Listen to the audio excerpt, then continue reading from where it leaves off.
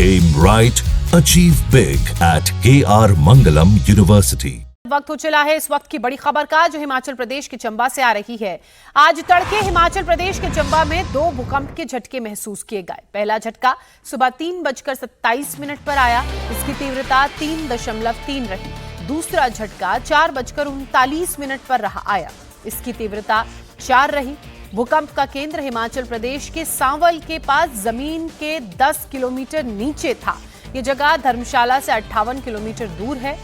इन 2 झटकों से लोग जाहिर सी बात है सहम गए हैं।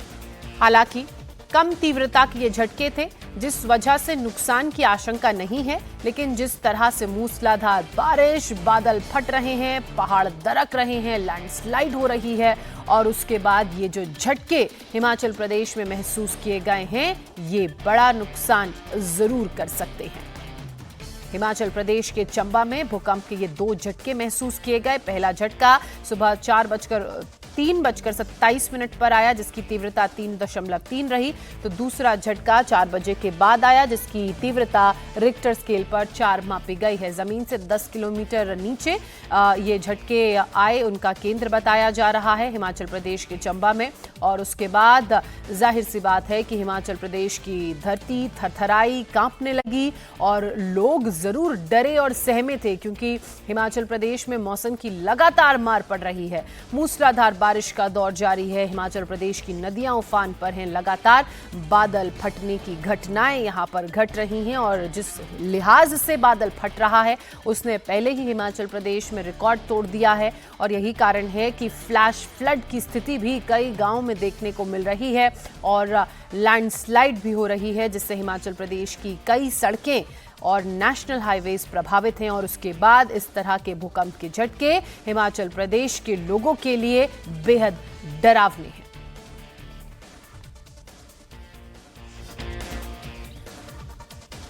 अब खबर राजनीति में अपराधीकरण पर लगाम की।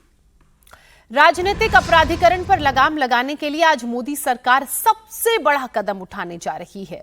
गृह मंत्री अमित शाह आज लोकसभा में इससे जुड़े 3 बिल पेश करेंगे। न्यूज एजेंसी पीटीआई के मुताबिक इस बिल में राज्यों के सीएम, मंत्री, केंद्र शासित प्रदेशों के मुख्यमंत्री और मंत्रियों को गिरफ्तारी के बाद उन्हें पद से हटना होगा। सीरियस क्रिमिनल चार्ज में डिटेन होने पर भी उन्हें पद से हटाया जाएगा। इस कानून के दायरे में प्रधानमंत्री और केंद्रीय मंत्री भी आएंगे। वर्तमान न्यायाधीश मोदी सरकार आज लोकसभा में 3 अहम बिल पेश करने जा रही है। इसमें संविधान, केंद्र शासित प्रदेश और जम्मू कश्मीर के कानूनों में बदलाव किया जाएगा। न्यूज एजेंसी पीटीआई के मुताबिक इन बिलों का मकसद है कि अगर प्रधानमंत्री, केंद्रीय मंत्री, किसी राज्य के मुख्यमंत्री या केंद्र शासित प्रदेश के मंत्री को गंभीर आपराधिक मामलों में गिरफ्तार या हिरासत में लिया जाता है, तो उन्हें पद से हटाया जा सकेगा। इस कानून के बनने के बाद 5 साल या उससे ज्यादा की कैद की सजा वाले केंद्र शासित प्रदेश के मुख्यमंत्री और मंत्री को हटाने का अधिकार उपराज्यपाल के पास होगा। आसान भाषा में समझे तो अब तक संविधान के तहत केवल वो जनप्रतिनिधि जिन्हें दोषी ठहराया गया हो, उन्हें ही पद से हटाया जा सकता था। लेकिन बिल के मुताबिक अगर प्रधानमंत्री, कोई केंद्रीय मंत्री, कोई मुख्यमंत्री या किसी राज्य या केंद्र शासित प्रदेश का मंत्री गिरफ्तार होकर लगातार 30 दिनों तक हिरासत में रहता है और इस्तीफा नहीं देता है, तो उन्हें 31वें दिन इस्तीफा देना होगा, नहीं तो उसे स्वतः पद से हटा मान लिया जाएगा। लोकसभा में आज क्या होगा, इसे विस्तार से समझिए। सरकार आज जो 3 बिल पेश करने जा रही है, उनमें केंद्र शासित प्रदेश संशोधन विधेयक 2025, संविधान का 130वां संशोधन विधेयक 2025 और जम्मू कश्मीर पुनर्गठन संशोधन विधेयक 2025 शामिल है। मौजूदा कानूनों में ऐसा कोई स्पष्ट प्रावधान नहीं है जिससे गिरफ्तारी या न्यायिक हिरासत की स्थिति में प्रधानमंत्री, केंद्रीय मंत्री, किसी राज्य के मुख्यमंत्री या केंद्र शासित प्रदेश के मंत्री को उनके पद से हटाया जा सके। इस कमी को दूर करने के लिए मोदी सरकार ये 3 बिल ला रही है। बात करें केंद्र शासित प्रदेश संशोधन विधेयक 2025 की, तो इस बिल से केंद्र शासित प्रदेश का शासन अधिनियम 1963 में बदलाव होगा। अभी इस कानून में ऐसा कोई प्रावधान नहीं है जिससे गंभीर आपराधिक मामलों में गिरफ्तार मुख्यमंत्री या मंत्री को हटाया जा सके। अब सरकार धारा 45 में बदलाव कर ऐसा प्रावधान जोड़ना चाहती है। वहीं बात संविधान के 130वें संशोधन विधेयक की करें तो इस बिल के जरिए सरकार संविधान के अनुच्छेद 75, 164 और 239 AA में संशोधन करना चाहती है। इन अनुच्छेदों के तहत प्रधानमंत्री, केंद्रीय मंत्री, राज्यों के मुख्यमंत्री और दिल्ली के मुख्यमंत्री और मंत्रियों की नियुक्ति और कार्यकाल से जुड़े प्रावधान हैं। अगर ऐसे किसी व्यक्ति को गंभीर अपराध में गिरफ्तार किया जाता है तो उसे कानूनी तौर पर पद से हटाने का अधिकार होगा। वहीं अगर बात जम्मू कश्मीर पुनर्गठन संशोधन विधेयक 2025 की करें तो ये बिल जम्मू कश्मीर पुनर्गठन अधिनियम 2019 की धारा 54 में संशोधन करेगा। अभी इस कानून में गिरफ्तार या हिरासत में लिए गए मुख्यमंत्री या मंत्री को हटाने का कोई कानूनी प्रावधान नहीं है। सरकार अब इसमें भी पद से हटाने का नियम जोड़ना चाहती है। हालांकि गृह मंत्री अमित शाह बिल को पेश करने के साथ ही इन तीनों बिलों को JPC में भेजने का प्रस्ताव भी रखेंगे। इसके बाद अगले संसदीय सत्र के आखिरी हफ्ते के पहले दिन रिपोर्ट पेश करने का प्रावधान होगा। बिल को JPC के पास भेजने का मकसद है कि सरकार इस पर विस्तृत चर्चा के बाद बिल पास कराना चाहती है। इन बिलों की लोकसभा के बिजनेस में लिस्टिंग होने के बाद कांग्रेस का पारा हाई हो गया है। कांग्रेस नेता अभिषेक मनु सिंघवी ने सोशल मीडिया पर पोस्ट करके मोदी सरकार पर निशाना साधा। सिंघवी ने कहा कि नए प्रस्तावित कानून के तहत मौजूदा मुख्यमंत्री आदि को गिरफ्तारी होने तक ही तुरंत हटा दिया जाएगा। विपक्ष को अस्थिर करने का यह सबसे आसान तरीका है। पक्षपाती केंद्रीय एजेंसियों को विपक्षी मुख्यमंत्रियों की गिरफ्तारी के लिए छोड़ दिया जाए और चुनावी मैदान में हारने में असफल होने के बावजूद उन्हें मनमानी गिरफ्तारियों के जरिए हटा दिया जाए और सत्ता पक्ष के किसी भी मौजूदा मुख्यमंत्री को कभी छुआ तक नहीं जाता।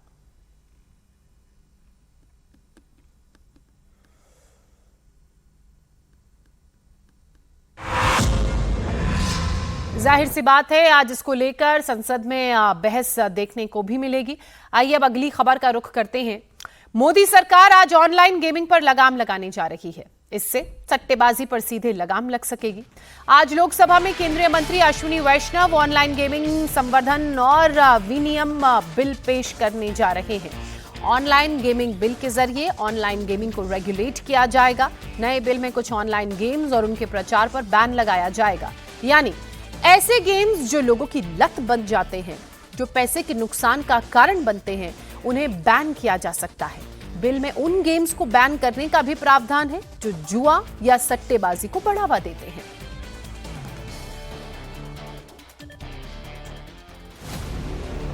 ऑनलाइन गेमिंग पर नकेल कसने के लिए मोदी सरकार आज संसद में ऑनलाइन गेमिंग संवर्धन और विनियमन बिल पेश करने जा रही है। केंद्रीय मंत्री अश्विनी वैष्णव लोकसभा में आज इस बिल को पेश करेंगे। इस बिल में ऑनलाइन सट्टेबाजी को दंडनीय अपराध बनाया जाएगा और पैसे से जुड़े गेमिंग ट्रांजैक्शन को पूरी तरह प्रतिबंधित किया जाएगा। सरकार इस बिल के जरिए ई स्पोर्ट्स और ऑनलाइन सोशल गेम्स को बढ़ावा देने जा रही है। वहीं ऑनलाइन सट्टेबाजी पर पूरी तरह लगाम लगेगी। मंगलवार को पीएम मोदी की अध्यक्षता में हुई केंद्रीय कैबिनेट की बैठक में ऑनलाइन गेमिंग बिल को मंजूरी दे दी थी। बिल के तहत किसी भी बैंक या वित्तीय संस्थान से ऑनलाइन मनी गेम्स को पैसे ट्रांसफर की परमिशन नहीं होगी। साथ ही रियल मनी गेमिंग के विज्ञापनों पर रोक होगी। इसके साथ ही सरकार ई स्पोर्ट्स और skill based non monetary games को बढ़ावा देगी। मोदी सरकार के इस बिल को लाने के पीछे का मकसद देश भर में डिजिटल सट्टेबाजी को नियंत्रित करना, सट्टेबाजी से जुड़े एडिक्शन और धोखाधड़ी की समस्याओं से निपटना, राज्यों के अलग अलग जुआ कानूनों के बीच समन्वय स्थापित करना, सूचना एवं प्रौद्योगिकी मंत्रालय को केंद्रीय नियामक बनाना, अधिकारियों को अवैध या पंजीकृत नहीं किए गए प्लेटफॉर्म को ब्लॉक करने का अधिकार देना है। मोदी सरकार बिल के जरिए ऑनलाइन मनी गेमिंग कंपनियों और उससे जुड़े लोगों के खिलाफ सख्त सजा और जुर्माने का प्रावधान करने जा रही है। नियम का उल्लंघन करके ऑनलाइन मनी गेमिंग सेवा प्रदान करने वाली किसी भी व्यक्ति को 3 साल तक की कैद और 1 करोड़ रुपए तक का जुर्माना या दोनों हो सकते हैं। नियमों का उल्लंघन करके विज्ञापन देने वालों को 2 साल तक की कैद और 50 लाख रुपए तक का जुर्माना या दोनों हो सकते हैं। इसके अलावा किसी भी तरह के लेन देन में शामिल लोगों को 3 साल तक की कैद या 1 करोड़ रुपए तक का जुर्माना या दोनों हो सकते हैं। ऑनलाइन मनी गेमिंग से नियम का बार बार उल्लंघन करने वाले अपराध पर 3 से 5 साल तक की सजा के साथ ही जुर्माना भी हो सकता है। इस बिल में विदेशी गेमिंग ऑपरेटर भी टैक्स नेटवर्क में शामिल किए गए हैं। ऑनलाइन गेमिंग पहले ही टैक्स के दायरे में है। मोदी सरकार ने ऑनलाइन गेम जीत पर 30% टैक्स लगाया है। जबकि साल 2022 से अब तक 1400 से ज्यादा सट्टेबाजी साइट्स और ऐप्स को ब्लॉक किया गया है। इंडिया ब्लॉक से उपराष्ट्रपति पद के लिए बी सुदर्शन रेड्डी के नाम के ऐलान के साथ ही उपराष्ट्रपति पद की रेस अब और तेज हो गई है और रोचक हो गई है। आज एनडीए के उम्मीदवार सीपी राधाकृष्णन उपराष्ट्रपति पद के लिए नामांकन भरेंगे। इस दौरान पीएम मोदी के साथ केंद्रीय मंत्री और एनडीए शासित राज्यों के सीएम और डिप्टी सीएम मौजूद रहेंगे। सीपी राधाकृष्णन ने नामांकन में पीएम मोदी उनके नामांकन में खुद प्रस्तावक बनेंगे। आज एनडीए के उपराष्ट्रपति पद के उम्मीदवार सीपी राधाकृष्णन नामांकन दाखिल करेंगे। पीएम मोदी समेत तमाम वरिष्ठ मंत्री, एनडीए के तमाम नेता और सांसद सीपी राधाकृष्णन के नामांकन के दौरान मौजूद रहेंगे। राधाकृष्णन की तरफ से कुल 4 सेट नॉमिनेशन फाइल किया जाएगा। हर सेट पर 20 प्रस्तावक और 20 अनुमोदक सांसदों के हस्ताक्षर होंगे। एक सेट में पहले प्रस्तावक के तौर पर प्रधानमंत्री के हस्ताक्षर होंगे। ऐसे में 3 सेट और फाइल होंगे जिसमें केंद्रीय मंत्रियों और एनडीए सांसदों के हस्ताक्षर होंगे। आदरणीय प्रधानमंत्री नरेंद्र मोदी जी ने अपील किया है कि उपराष्ट्रपति जी के इस चुनाव में जो उम्मीदवार एनडीए ने तय किया है उनको पूरे पार्टी मिलकर के, सब पार्टी का दल, सब एमपीज एक साथ आकर के सर्वसम्मति से समर्थन करें। ये आदरणीय प्रधानमंत्री जी ने अपील किया है। वहीं एनडीए अलायंस ने उपराष्ट्रपति पद के उम्मीदवार बी सुदर्शन रेड्डी को बनाया है। मंगलवार को कांग्रेस अध्यक्ष मल्लिकार्जुन खड़गे के घर विपक्षी दलों के नेताओं की मीटिंग हुई, जिसमें बी सुदर्शन रेड्डी के नाम पर मुहर लगी।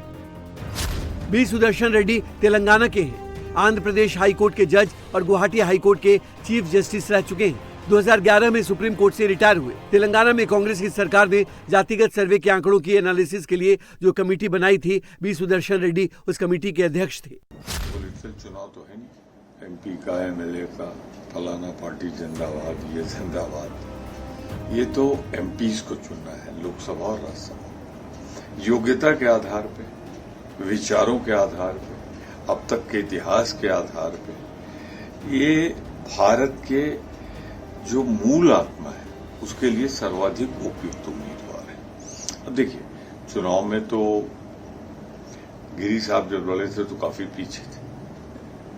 आखिर राष्ट्रपति बने कि नहीं बने तो कुछ नहीं कहा जा सकता। सुदर्शन रेड्डी 21 अगस्त को नामांकन करेंगे। उपराष्ट्रपति पद के लिए एनडीए और इंडिया ब्लॉक के उम्मीदवारों के नामों का ऐलान होने के बाद अब सांसदों की खेमेबंदी भी शुरू हो गई है। रक्षा मंत्री राजनाथ सिंह एनडीए की तरफ से विपक्षी दलों से बात कर रहे हैं। वहीं मंगलवार को सीपी राधाकृष्णन ने भी एनडीए के नेताओं से मुलाकात की और समर्थन मांगा। कहां पर एसडीएम का घूस के आरोप वाला वीडियो सीसीटीवी में सरेआम कैद हो गया। चंदौली में 5 फीट का मगरमच्छ देख कैसे सबकी जान हालत में आ गई, देखिए एक्शन वीडियोस इस रिपोर्ट में। शहर की सड़क पर महाभारत छिड़ गई है। महासंग्राम में 2 मर्दानियां एक दूसरे पर वार प्रहार कर रही हैं।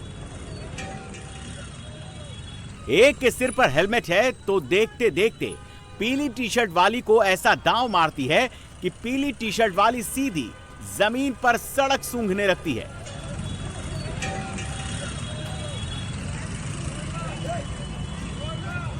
सड़क पर मर्दानियों की जंग तीखी होती देखिए बीच बचाव के लिए सबसे पहले ये स्कूटी वाला कूदता है। हर कोई एक दूसरे को छुड़ाकर मामला शांत कराना चाह रहा है, लेकिन यहां तो जंग जोरदार छिड़ गई है।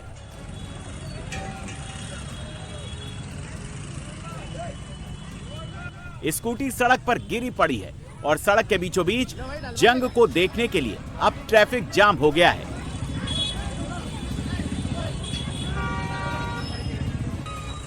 सड़क पर मर्दानियों के बीच महासंग्राम की तस्वीरें मध्य प्रदेश के इंदौर की हैं, जहां पीली टी शर्ट वाली बिना हेलमेट के पेट्रोल भरवाने आई थी। पेट्रोल पंप पर हेलमेट देने को लेकर दोनों के बीच विवाद हो गया, जो फिर हाथापाई तक पहुंच गया। वायरल वीडियो पर संज्ञान लेकर पुलिस ने जांच शुरू कर दी है।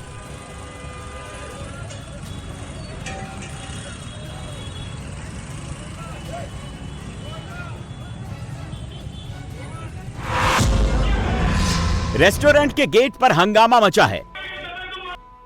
भगवा कपड़ा पहना ये शख्स बेहद गुस्से में है। वो लगातार सामने वाले शख्स को अपशब्द बोल रहा है।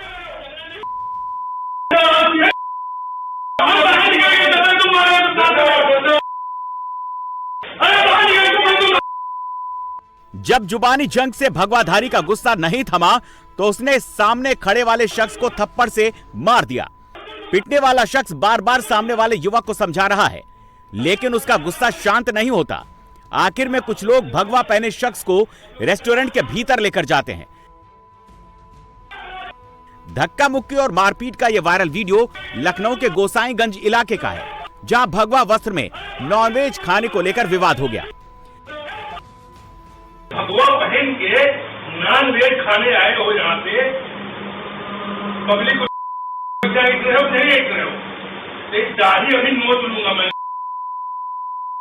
बताओ उधर नहीं इधर बताओ, नहीं इतना थप्पड़ भगवा ने बाबा। इसके बाद तो भगवाधारी का गुस्सा 7वें आसमान पर पहुंच गया। उसने अपने कुछ साथियों को बुलाकर रेस्टोरेंट में हंगामा कर दिया, वहां मौजूद लोगों के साथ गाली गलौज की। उसके साथियों ने इस दौरान एक शख्स को पकड़ लिया, उसकी जमकर पिटाई की। हंगामा बढ़ता देख रेस्टोरेंट के संचालक ने पुलिस बुला ली। पुलिस ने आरोपियों को हिरासत में ले लिया।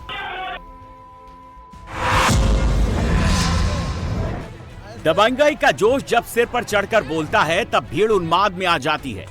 इन तस्वीरों में देखिए, 2 लड़कों को पहले पीटा गया, इसके बाद इनको इस सफेद पैंट शर्ट पहने इस शख्स के पैर छूने के लिए विवश किया जा रहा है।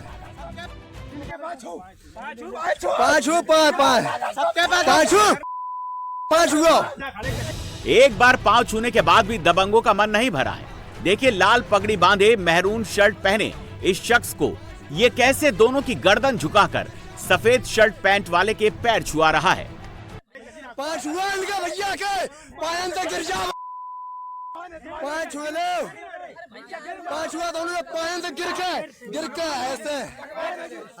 जब दोनों ने सामने वाले शख्स के पांव छू लिए, पांव पर गिरकर भी पांव छू लिए, फिर भी भीड़ के उन्मादी गुंडे राजी नहीं हुए। दोनों को अब वो चप्पलों से मार रहे हैं, सामने वाले को भगवान बता रहे हैं। तस्वीरें उत्तर प्रदेश के औरैया के दिबियापुर थाना क्षेत्र की हैं, जहां सोशल मीडिया पर वीडियो वायरल करके दहशत फैलाने के लिए देखिए कैसे दबंग मार पिटाई कर रहे हैं। और आइए अब देखते हैं दिव्यांगजनों के लिए स्पेशल बुलेटिन। केंद्र सरकार आज लोकसभा में 3 बिल पेश करेगी। सरकार आज जो बिल पेश करेगी उसमें केंद्र शासित प्रदेश संशोधन विधेयक 2025, संविधान 130वां संशोधन विधेयक 2025 और जम्मू कश्मीर पुनर्गठन संशोधन विधेयक 2025 शामिल हैं। इस बिल में प्रावधान होगा कि अगर प्रधानमंत्री, केंद्रीय मंत्री, किसी राज्य के मुख्यमंत्री या केंद्र शासित प्रदेश के मंत्री को गंभीर आपराधिक मामले में गिरफ्तार कर या हिरासत में लिया जाता है तो उन्हें उनके पद से हटाया जा सकेगा। नए बिल के मुताबिक अब अगर प्रधानमंत्री, कोई केंद्रीय मंत्री, कोई मुख्यमंत्री या किसी राज्य या केंद्र शासित प्रदेश का मंत्री गिरफ्तार होकर लगातार 30 दिनों तक हिरासत में रहता है और इस्तीफा नहीं देता तो उन्हें 31वें दिन इस्तीफा देना होगा, नहीं तो उन्हें स्वतः पद से हटा माना जाएगा। केंद्र सरकार ऑनलाइन गेमिंग बिल आज लोकसभा में पेश कर सकती है। दरअसल मंगलवार को केंद्रीय कैबिनेट बैठक में ऑनलाइन गेमिंग बिल को मंजूरी दे दी गई। इस नए कानून के तहत ऑनलाइन सट्टेबाजी को अपराध माना जाएगा और उस पर सजा होगी। सरकार की ओर से ये कदम हाल के महीनों में बढ़ते ऑनलाइन धोखाधड़ी के मामलों के बाद उठाया गया है। जांच एजेंसियां अब उन मशहूर हस्तियों पर भी सख्ती कर रही हैं जो ऐसे ऐप्स का विज्ञापन या प्रचार करते हैं। एनडीए के उपराष्ट्रपति पद के उम्मीदवार सीपी राधाकृष्णन आज नामांकन दाखिल करेंगे। पीएम मोदी समेत तमाम वरिष्ठ मंत्री, एनडीए के तमाम नेता और सांसद सीपी राधाकृष्णन के नामांकन के दौरान मौजूद रहेंगे। राधाकृष्णन की तरफ से कुल 4 सेट नॉमिनेशन फाइल किया जाएगा। हर सेट पर 20 प्रस्तावक और 20 अनुमोदक सांसदों के हस्ताक्षर होंगे। एक सेट में पहले प्रस्तावक के तौर पर प्रधानमंत्री के हस्ताक्षर होंगे। ऐसे ही 3 सेट और फाइल होंगी जिनमें केंद्रीय मंत्रियों और एनडीए सांसदों के हस्ताक्षर होंगे। INDIA अलायंस के उम्मीदवार बी सुदर्शन रेड्डी 21 अगस्त को नामांकन दाखिल करेंगे। महाराष्ट्र के ज्यादातर हिस्से इन दिनों भीषण बारिश से जूझ रहे हैं। बाढ़ और बारिश की वजह से 24 घंटे में अब तक 6 लोगों की मौत हो चुकी है। मौसम विभाग ने अगले 48 घंटे तक भारी बारिश का अलर्ट जारी किया है। 2 दिन से जारी बारिश के बाद जल जमाव की वजह से यातायात पूरी तरह प्रभावित हुआ है। मध्य रेलवे ने लंबी दूरी की 14 ट्रेनें रद्द कर दी हैं। मुंबई समेत ठाणे, वसई और अन्य हिस्सों में जोरदार बारिश से जनजीवन अस्त व्यस्त है। विदेश मंत्री एस जयशंकर रूस की 3 दिन की यात्रा पर मंगलवार को मॉस्को पहुंचे। एस जयशंकर रूस में IRIGC TEC के 26वें सत्र की सह अध्यक्षता करेंगे। इसके अलावा मॉस्को में भारत रूस व्यापार मंच की बैठक को भी संबोधित करेंगे। यात्रा के दौरान विदेश मंत्री रूसी संघ के विदेश मंत्री सरगेई लावरोव से मिलकर द्विपक्षीय एजेंडे की समीक्षा करेंगे।